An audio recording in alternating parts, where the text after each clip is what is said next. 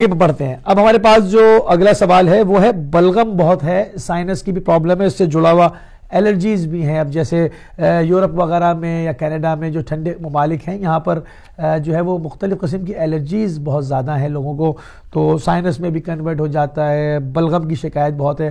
तो इसका अगर आप कुछ हल बता सकें तिब्ब अहल बैत से। जी हाँ, बलगम एक अलग सवाल किया गया कि बलगम के लिए बलगम ज़दा बेहतरीन चीज है, उससे लें और ये तिब्ब अहल बैत की दवा है और इंशाअल्लाह बलगम खत्म हो जाएगा। अच्छा, इसमें काशम भी काम करता है क्या बलगम के लिए? काशम जो है हकीकत में वो है दमे के लिए और सांस की बीमारियां, जितनी सांस की तकलीफ के लिए, मगर बलगम को बलगम ज़दा ही खत्म करेगा। जी हाँ, खांसी को भी काशम खत्म करता है, काशम जो दवा है, मगर बलगम ज़दा ही बलगम को खत्म करेगा। और जहाँ एलर्जी है, असल में एलर्जी है ये खून की खराबी की वजह से है, तो खून के साफ करने के लिए साफ कुनंदा एलर्जी वाले मुसलसल लेते रहें तो इंशाअल्लाह वो बहुत सारे एलर्जी से उन्हें निजात मिल जाएगी। अब साइनस के लिए जो अभी चीज बताई गई आपको, मर्जन जूश, ये क्योंकि जो नाक में डालते हैं साइनस के लिए, ये मर्जन जूश भी अच्छी चीज है। और उसके साथ जो पहले जमाने में आप देखिए, अगर आपको याद होगा पाकिस्तान में बुजुर्ग जो होते थे ना, वो डब्बियों में कोई नास कहते हैं या अनफिया कहते थे, यूं सूंघते थे तो उन्हें छींके आती थी। आज छींकनी भी मिलती है पाकिस्तान इंडिया में। जी हाँ, तो वो जो नाक में सूंघते थे उसको अरबी में तो अनफिया कहते हैं, छींकनी के नाम से वो पाउडर सा मिलता है।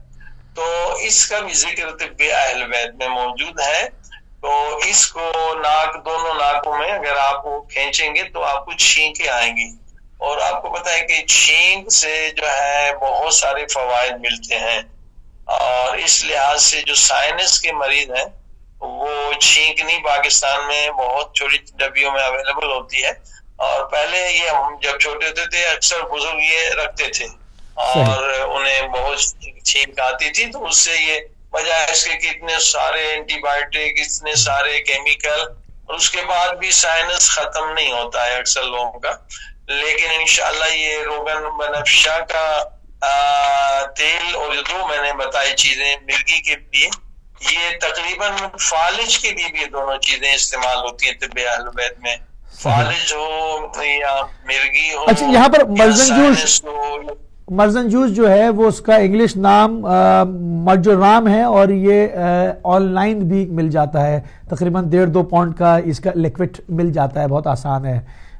जो ये ऑनलाइन भी हमारे नाज़रीन के लिए हम साथ साथ कहते चलेंगे, ये इसको जो हर्ब वगैरह के स्टोर्स हैं या ऑनलाइन अगर आप देखेंगे तो 1-2 पाउंड में ये मर्जोराम के नाम से ये मर्जन जूश ही है, ये मिल जाएगा। जी कबिला।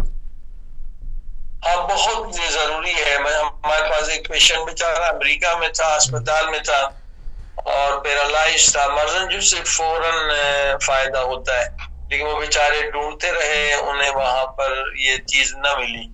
ये छोटे छोटे नुस्खे जो है, ये दिमाग की बहुत सारी बीमारियों के लिए, बच्चों को फिट्स पड़ते हैं उसके लिए भी रोगन बनफशा बहुत अच्छा है, पाए कुंजद वाला, और इसी तरह से मर्जन जूस। ये छोटी चीजें सस्ती हैं और इसका कोई साइड इफेक्ट भी नहीं, इससे बहुत सारे प्रॉब्लम खत्म हो जाते। जी हाँ, सही है कबिला। इसमें आपने थोड़ा सा पैरालाइज का भी जिक्र किया, अलग से एक सवाल भी है पूरा कि पैरालाइज है, फालिज है, तो उसमें जैसे आपने मर्जन जूश का जिक्र किया और मुख्तलिफ मुरक्कबात भी इसमें है, तो मैं चाहूँगा कि थोड़ा सा पैरालाइज के ऊपर ही बात हो जाए, पूरा इसका एक जामे अगर आप एक नुस्खा पेश कर दें दोबारा से। पैरालाइज के लिए जो है जामे इमाम रज़ा अलैहिस्सलाम दवाई भी दी जाती है, और दवाई सरकार हज़रत मोहम्मद वसल्लम, जिसका नाम ही दवाई मोहम्मद सल्लल्लाहु अलैहि वसल्लम है, वो भी दी जाती है। और इस तरह से पैरालाइज वाले के लिए जो है अखरोट जो है वो गर्म करके और उसे तोड़कर 2 सुबह और 2 शाम को भी खिलाए जाते हैं। छिलका भुन जाए, छिलका काला हो जाए, अंदर गिरी उसकी भुन जाए।